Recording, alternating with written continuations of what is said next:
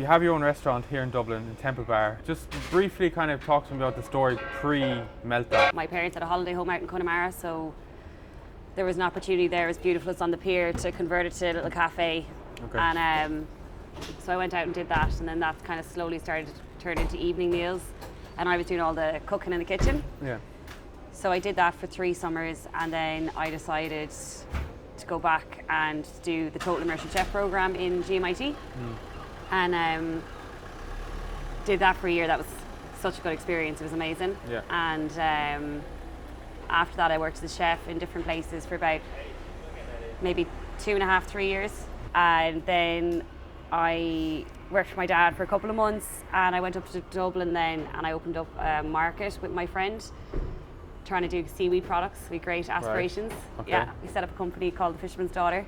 How's that go? It was grand. It's the company I use today, so it's not too Alright, bad. It was pretty dormant there for about 4 years. But we did the market in the Christmas market, which was like 44 days. Yeah. It was like a lot of work. We started off with the seaweed products, lasted a week, didn't sell anything. We were lucky to make like 20 quid a day. And we had borrowed like money off friends and all that, so we kind of had to make money. So we changed it to doing chili, which actually went really well. Right. But again, at the end, once the market was over, we were kind of at a loss, because the way it was set up was like these like chalets were set up, so like one of those Christmas markets kind of things. Yeah. And so we didn't actually have the setup to go to another market, and we also didn't come out of it with any money at the end of it once everything was paid for. Like, Okay. so yeah, it was kind of, we decided, right, well, that's not really going to work for us. And so then I went working as a development chef in Freshways, which is a sandwich place. Yeah. And I would have learned a lot there with regards to processes and systemizing things and stuff that I would have used here. Yeah, and then worked there and had a great time there. And then I went on from there into account management, working with like Aldi and Lidl. And then after that, I went and worked in Coca-Cola as in commercialisation. So they have their global offices in Drogheda. Really? Yeah. Jesus. Surprisingly enough. Low tax.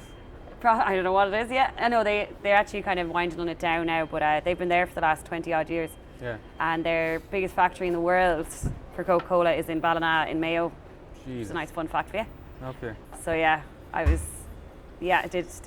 a year and a bit there, and then I like finished up last January, because I had a place found for Meltdown. Yeah. That fell through. And then another place fell through, and then I did the pop-up. Was kind of like that was the only option that I really had on the table for 3 months. Okay. Where was that? In Stephen Street Lower. All right. Okay. And I did that for 3 months and gave it a go. Lost money in that, and then so I was really nervous that I didn't have a place. Yeah. And then I just was going around looking at anywhere I could possibly go, and this place was available, and a friend of mine was working here as well, so he kind of knew about it. Okay. And I was just chatting to the lads, and then here I am. It's a mad old story. One of the really kind of what probably most interesting speaking to you about, and you touched on it there about like systemization and like processes and all that. Can you just talk to me a little bit about like how important that is in having a restaurant? Like, for me, well, I wouldn't call this like a restaurant as such. Okay, it's like fast casual. I don't have chefs. I have people who have trained in the kitchen. Okay. What I would say about it, so the systemization of things. So basically, like keeping a menu really simple. For me, like it's all about making sure you're making the same thing every time, and no matter what happens, that the same person, no matter who goes in, is going to make the same thing. Okay. And like I use stuff like scoops of different sizes so for it's always things. the same, yeah. Yeah, okay. like my meat will come in and it's portioned off by one person, and mixed with the sauces. Yeah. And then it's the next step of the process. Okay. And I would do it very like it's a factory, because it's just to get it and churn out as much of it as possible. Yeah. Like we have very small space in there as well, so it has to be really it has to be really organised. Deadly. You're a Galway woman. I am indeed. Like myself, Galway man. Would you ever kind of look at Galway as kind of even as an area that maybe you might see Meltdown, or even as I suppose a good area for restaurants, you know? Oh, definitely, yeah, definitely. I think it's a good area. I don't think it's good for. I think it's not. I don't know if it's good for chains and stuff like that. I think. Okay, yeah, fair enough. I'd say the likes of, like a lot of chain restaurants probably don't do as well in Galway as they do. Yeah. Like the Supermax does great because there's that personality behind it. Like, everybody knows Pat McDonough and all that. I would look at somewhere like here, and I even see you have lots of like student deals, you know, and like I think there's like 2/3 of Galway are students. You know, Amazing. There's two big colleges there. I would have thought that something like this would be kind of even the style of restaurant that would work in Galway, right? Well, yeah, I would hope so. Like, I definitely want to open up in Galway at some point. Like, that would be amazing. Like, I don't know logistically how I do it, but eventually. Okay. I have great plans for these things, but I do think Meltdown would work because of the students in Galway. I think it would be something that they'd be interested in, and I think in general as well. Like, the whole idea is that like it's tasty. So like I'm not trying to, I'm not trying to say that it's like overly, different or anything like that. But it's like just a really big eat that's really tasty. Yeah. So like that's my main thing on it. So that when you take a bite of it, it's moreish. Yeah. Okay. That kind of idea of the food, right, is one part of Meltdown, or any restaurant. Like the food is one part. But I'm wondering, like as a chef myself, I would always kind of lean towards saying that the food is kind of the most important part. But I'm wondering, what would your opinion on that be in terms of like say all the other important branding and marketing and design and everything else? Like where does food rank there? Where does food rank? I think. Also, like as in like I think food. That's a good question. Would you think it's the most important thing, or would you put something else ahead of it? No, I think the atmosphere and the brand is probably the most important thing, and then the food needs to back it up. Okay. It depends how you're going to go about it, but for me, like as in when I first opened, I would have got a lot of people coming in. I did the Together for Yes pop-up. Okay. And I got a lot of people in like for the atmosphere to soak it up, and like my menu definitely has evolved a lot since I first started. Right. And there would have been a lot of things that I wasn't like, that weren't amazing on the menu as such. Yeah. And I remember being like a little bit embarrassed, like, oh my God, I'm going to lose customers because, whatever. But people come back because they were like, oh, I like sitting in there and I like the atmosphere. Okay. I like the staff. Yeah, deadly. Those kind of things. Like staff is so important as well. It's so important to see the same person always, like to come back and keep seeing the same person. Right. You kind of develop a bit of, especially in Dublin, because there's so many places and it can be quite anonymous. Yeah. That people, when they go for the coffee, they like to know the person serving them the coffee. Do you know what I mean? Okay, cool. So say, what are the other, you say kind of the brand will be arguably, and the personality be arguably the most important aspect of your place. Say. But say, what would the other kind of important aspects? Like the food has to be amazing, but what I mean more that by, like, I think we've gotten to a place now where the food has become like a lot, like I'm really happy with the food now, whereas like there was definitely a time when, at Christmas I decided to open up I'd opened up in Eachart, and I felt like all the standards were dropping a bit because it was just like it was too much. I was too soon to expand and stuff, and it was a great lesson to learn, because it was like there's no point expanding unless you can do exactly the same thing somewhere else. Right. Yeah. Okay. So I was just a bit ahead of myself with where I was at that. Okay. So I think slow and steady now is kind of how I'd aim to go, rather than just rushing to try and open up a second spot and stuff like that. Marketing. Where would that? Marketing is amazing. Like you don't stand a chance in Dublin unless you're doing it. Really? Okay. Oh yeah. Like as in you have to be. People need to see. You've got so many options. Like I mean, if you were, there's probably in the space of like a 2-minute walk. Yeah. I would in all directions around here. Yeah. There's probably 50 restaurants. Yeah, it's crazy. Yeah. So like, how are you going to stand out? Like you need to be. Yeah, of course. Marketing. You need to be doing all these different things. Like you have to be putting yourself out there and just reminding people of the food and all that. And also like then you've got your repeat business, which is amazing once you get that, and that's where the food that's how you win. That's key, it's key, because the food needs to be good obviously, and people need to be coming back to get the food, but they go there first because they've seen it like somewhere. Yeah. Okay.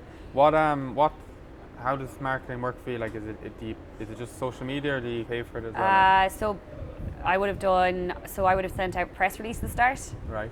It was actually very interesting because I honestly had no idea about marketing. I didn't know about marketing at all. And I had a friend, he's really good at writing, so he wrote up like an email for me about like what I was doing and like all that. And then the guy who I got coffee off gave me a list of emails of different, like, you know, like Love in Dublin, 98 FM, all those. So we sent off that email to all those contacts, and then they all wrote about it. Wow, cool. And like literally the next day, I had like 1,000 followers on Instagram. Was mad. Wow. I would always recommend, if anyone I know, I have like a group of a WhatsApp group of girls that have all started coffee shops in the last year or so. Deadly. And I always am like, make sure you send that press release. Make sure you get as much marketing as you can, just because the first couple of months are so like they're torture. Like you have bills coming in, and like of course, it's quite a lonely place as well, because like you're doing this on your own, and then suddenly you're like, you don't have, like, I know everyone in the group that I've talked to as well, it's like the money thing is just crazy. I feel like there's very little support there for when you're actually you know, you've kind of got you're up and running. You spent all your money on the fit out. The money doesn't come in straight away. Like it's not like you open your door and you're busy.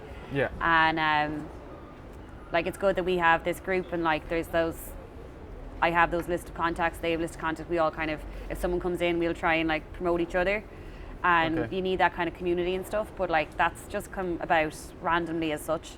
And it's like it's really hard to get like that. Then like stuff like your VAT comes in, and your PRSI comes in, and you don't know how much these bills are going to be, and like every single one of us has been completely gobsmacked by the bills of thousands coming in after the first 3 months, and you've barely stayed afloat, and that money's just not there to pay for it, and you're like, oh my god, this is crazy. It's like, Jesus, I can't believe I've now.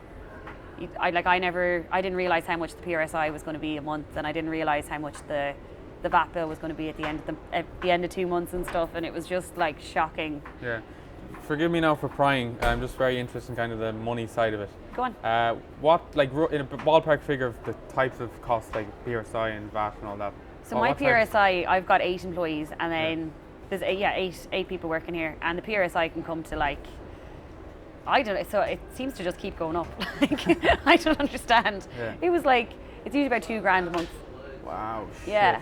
So if you can imagine, you're starting off, for me, like, it took me ages to actually get up on a system where, you know, like I was able to do the wages properly, and it was all going on to the revenue and things like that. And my first PRSI bill was like $4,000, and I had no idea that was coming. Because you'd be emergency taxing people, and you're doing whatever, and like that. I remember getting that bill, and I was very like, holy crap, like I didn't expect it. Do you do all that kind of bookkeeping yourself then? I do, yeah. I started off using an accountant, but it was just too expensive. And then also I just didn't, again, getting this shock. At least when you're doing it yourself, you know what's coming. And you have to have an accountant, like how does that work then? Because by law you have to have an accountant, do you? So I have an accountant, but I do all the wages and the VAT returns and the stuff like that myself, and then I have an accountant who do the audit of the accounts at the end of the year. Okay, cool. Did you learn how to do that yourself then, or? Yeah, and it's very, in fairness, like, it's funny, like it was such a mountain to get past initially, and it was like a lot of stress that people would have said.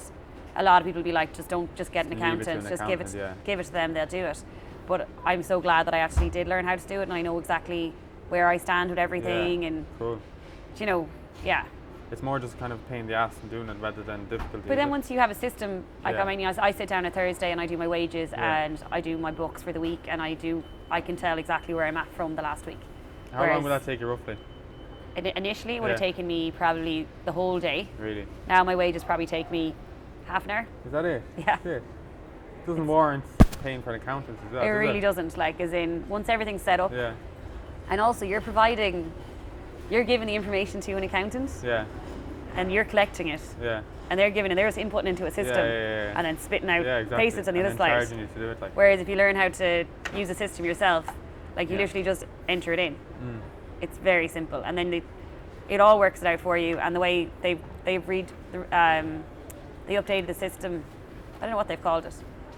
The new PRSI system with the revenue. Basically, every week it just gets uploaded into the revenue. So like, it's all very. Once you get set up, it's very easy, I think. You mentioned staff a lot. Staff. Yeah. You mentioned them a lot, that they're very important. I wonder, like, going back to the kind of idea of systems and processes and all that, I would have maybe wrongly thought that if you have a good systems and good processes and all that, and especially what kind of the style of restaurant you have, and you're talking about kind of like making it into a chain or more of them, I would have thought that you'd be more kind of system dependent rather than staff dependent, and you know, anybody could kind of do the thing. Would that be fair to say, or is that? Well, to a point, as in definitely anyone could do it, and we have like you know, we've got our standard operating procedures, nearly, like, we're really putting them in place and everything, but like, it's the staff that are there constantly who are the ones that are telling me what needs to be improved, and saying, like, you know, there's a better way to do this. They're the ones that are noticing things and improving the system, because like, I've become quite far removed, like, as in I'm in that I don't have to work in the shop itself. Really?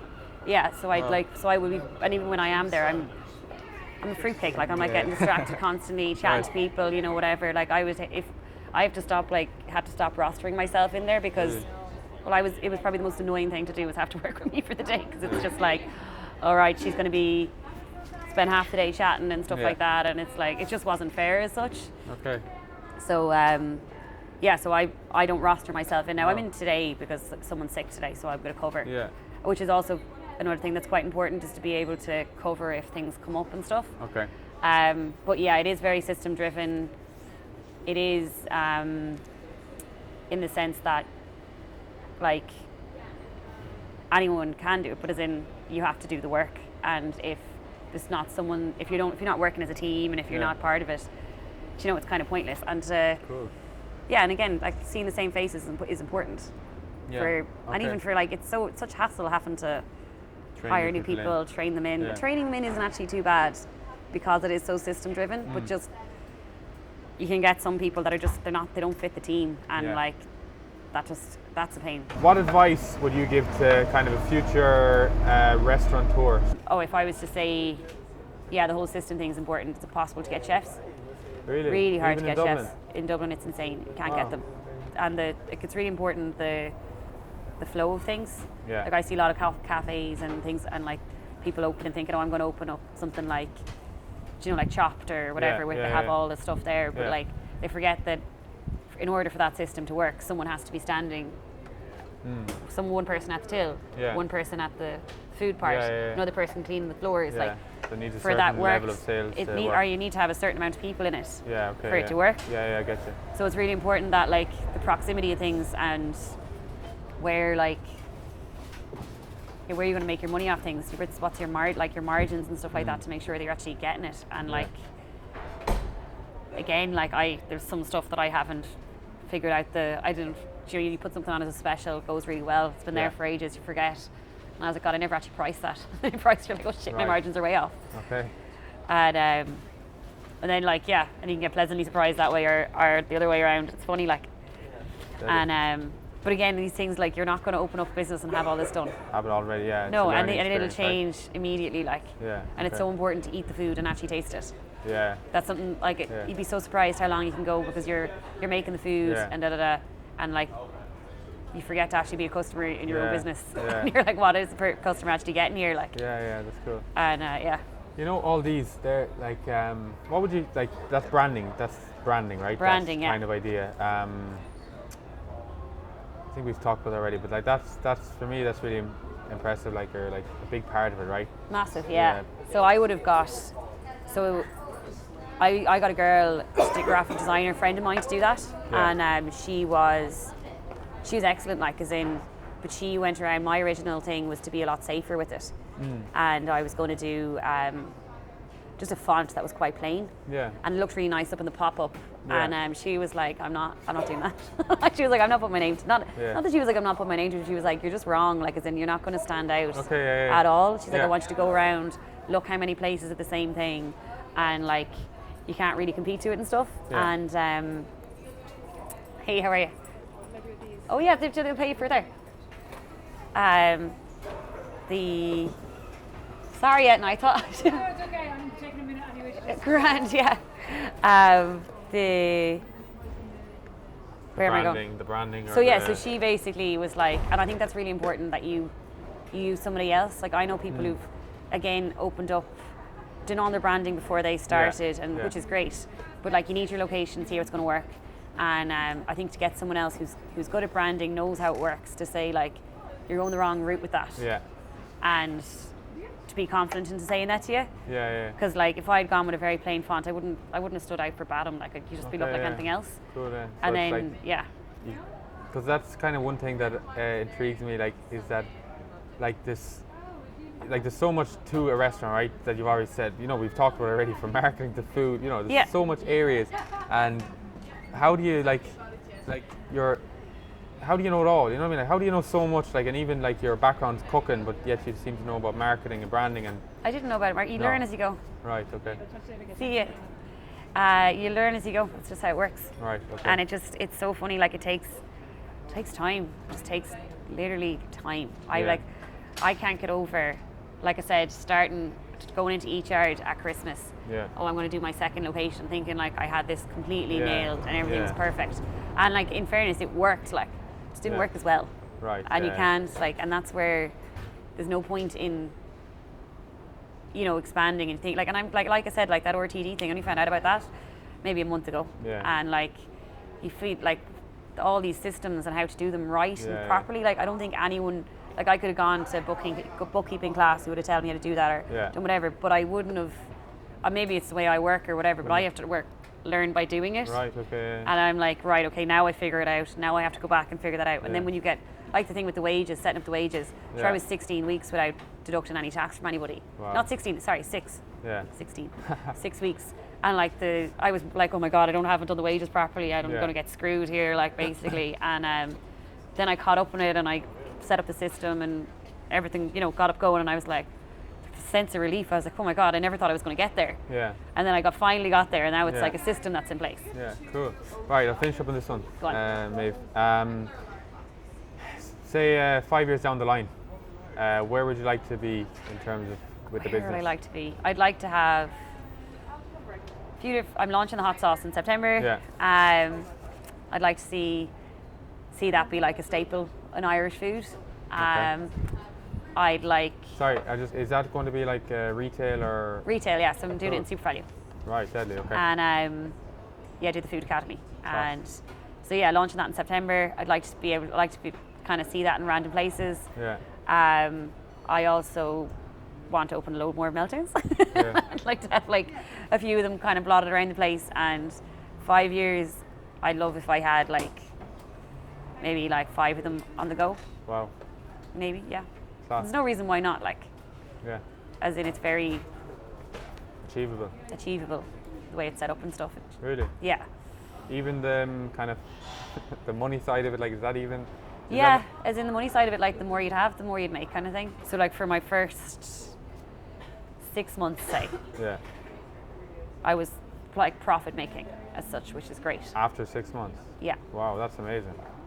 Yeah, it's great. That's great. So the first 3 months was lost in the pop-up. Yeah. Then I opened up here, did a marketing push, did another press release, and then was in profit. You started making profit. And what about then in terms of like just paying back all my loans and stuff? Yeah. So my loans are set up like I pay back once every month. Right. Okay. It's important to keep them low as well. Like my loan repayments are about $1,200 a month. Because you need the cash to keep flowing, right? Or like, and I've like at Christmas after having the 2 locations open. Yeah. That was the first time I missed my direct debit for my loan. Really? I was like, Jesus Christ, because I had literally no management over my money at all. I was just like, anything that was coming in, I was throwing it out here, there, and everywhere. It was like, it was a shambles. Like it was gas. But I learned a lot from that. Now I'm ready to open up another one. Because I have like the staffing in place, I have all the stuff, Deadly. and all that. Sorry, I keep saying it's the last question, but this is definitely the Go last on, question. A second one, right? Yes. How will that, and even more, how does that change? Is there a change there, or is it just repeat? Like, I'm just wondering, if you have 2 or 3 or 1, is there a big difference there? How does that work for you? Like, how do you manage them? See, this is the thing. For me, it's absolutely the same thing. Really? Because I have, of course, like, sure, yeah, it's totally the same thing. Because I have like one, you just map. Okay. So maybe the half an hour I'm spending on wages. Yeah.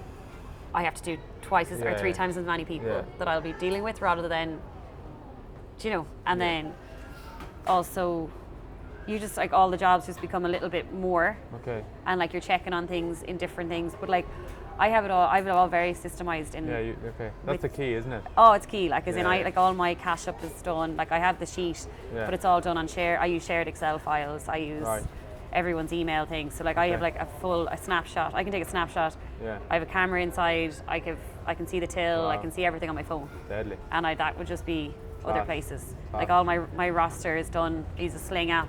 Like, and these are all, like I would have started off using paper, now it's like all this, it's all online, it's all, everything, I can do everything from my phone. Now my usage on my phone is a nightmare, but deal with that, it's embarrassing. Sound, lovely. Thanks a lot, Maeve. No problem. I really enjoyed that. Thanks, I thought you were lovely. Thanks. I'll let you do that. Yeah.